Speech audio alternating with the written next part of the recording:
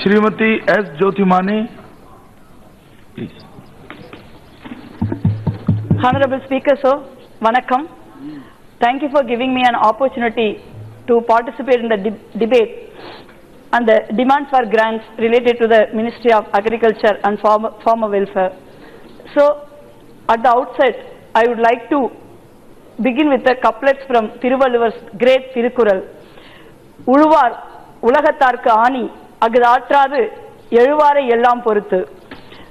It means the farmers are the linchpin of the world, for they support all other workers who cannot till the soil. It's time for all of us here, especially the ruling dispensation, to think that how much are we doing for the farmers in return. So, in 2017 and 18, Tamil Nadu farmers were forced to protest in Delhi for more than 1 month for their legitimate two demands: loan waiver and remunerative price for their agricultural produce. They wanted to meet the Prime Minister to express their feelings and pain.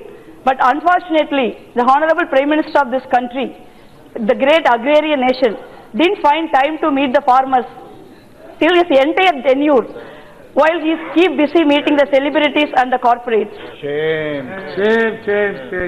At the same time, later in 2017, the farmers were shot to death in Mysore under the BJP regime during fight for their rights and livelihood. Later, there were also widespread farmer protests across the country which were underreported by the state-controlled media. Speaker, sir, I would like to draw your attention to a very alarming and deeply disturbing statistics. 21 farmers in India had committed suicide per day in 2015. More than 12,600 farmers had committed suicide in the year of 2015 alone, a rise of 2% from 2014. So, my state Tamil Nadu too has seen unprecedented number of farmer suicides in the year of 2017 and 18. What is even more disturbing is that the government has refused to publish any official data on farmers' suicides across the country. The report on accidental deaths and suicides was last compiled in 2016 by the NCRB. Instead of taking immediate relief and long-term measures to prevent farmer suicide in this country, government unfortunately choose to ignore the farmer suicides by hiding this official data. Why are the farmers forced to take such extreme steps? Whether it is drought or flood, farmers left to fight alone.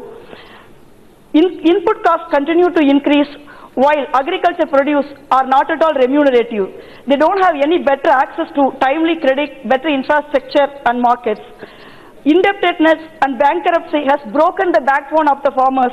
The farmers are facing immense pressure to repay loan and interest charged by banks, microfinance institutions, rubbing salt to the wounds. The banks are sending the henchmen to threaten the farmers and notices to confiscate their property, while big defaulters are allowed to flee the country. Consequently, the fall in social reputation is the proverbial last straw for the farmers, forcing them to take extreme steps to end their lives. This is where the government's immediate intervention, like loan waiver, becomes very crucial. This is why the government, headed by Dr. Manmohan Singh ji, had given 75,000 crore loan waiver to farmers.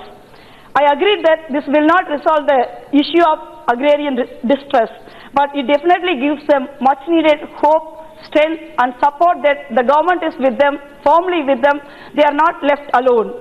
But unfortunately, the government is not willing to give any relief to farmers, while corporate and industrialists were given 3.5 lakh crore relief. I urge the government and the Honorable Prime Minister to see the situation with a compassionate heart and take steps to waive off all kind of loans, including jewel loans with the interest immediately. The then DMK government in Tamil Nadu had successfully implemented the interest-free farming loan in the cooperative societies, which resulted in a better loan repayments. I urge the union government to replicate the same at the national level. So now I would like to raise few important issues about the long-term measures to the Honorable Minister through you. So the total allocation of the ministry is rupees 1,38,564 crores. out of which more than 77% of the ministry's budget is proposed to be spent on just 3 schemes. PM Kisan 50%, interest subsidy scheme 13%, this insurance scheme 10%. As per the Standing Committee on the Agriculture, sir, 2 minutes I am concluding. And sir, this is my first speech. And statistics available, these schemes haven't yielded any significant result either. So 77% of this ministry allocation goes for only 3 schemes. So where is the money for the core agriculture activities like pre and post harvest infrastructure, value addition and market access? How are this government going to ensure the promise made 5 years ago to provide minimum support price at 1.5 times to the production cost? Sir, moreover, the Standing Committee on Agriculture has noted another disturbing trend. Both the departments of the ministry have underspent in the past as against the budget allocation.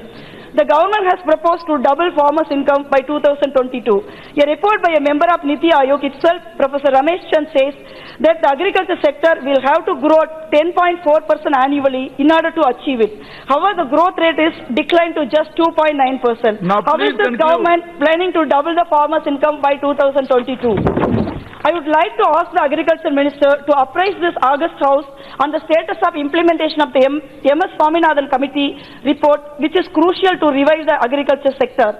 Hope Honorable Minister will address these crucial issues. Sir, quickly, I would like to come to the demands on grants for my constituency Karur. Kaveri Kundar River Interlink Project, 50 lakhs people from 7 districts in Tamil Nadu will get direct benefits and nearly 8 lakhs across of land will get irrigation. I urge central government to take necessary action to complete this project. In India, 61% of the cotton mills are in Tamil Nadu. However, Tamil Nadu has only 5% cotton yield. Taking this point into consideration, I urge Honorable Agriculture Minister through you, sir, to consider the subsidies to cotton farmers to increase the cotton productivity and to relieve the cotton farmers who are in distress. Kindly allocate the fund to interconnect the Shanmuga, Nanganji and Kudaganaru rivers.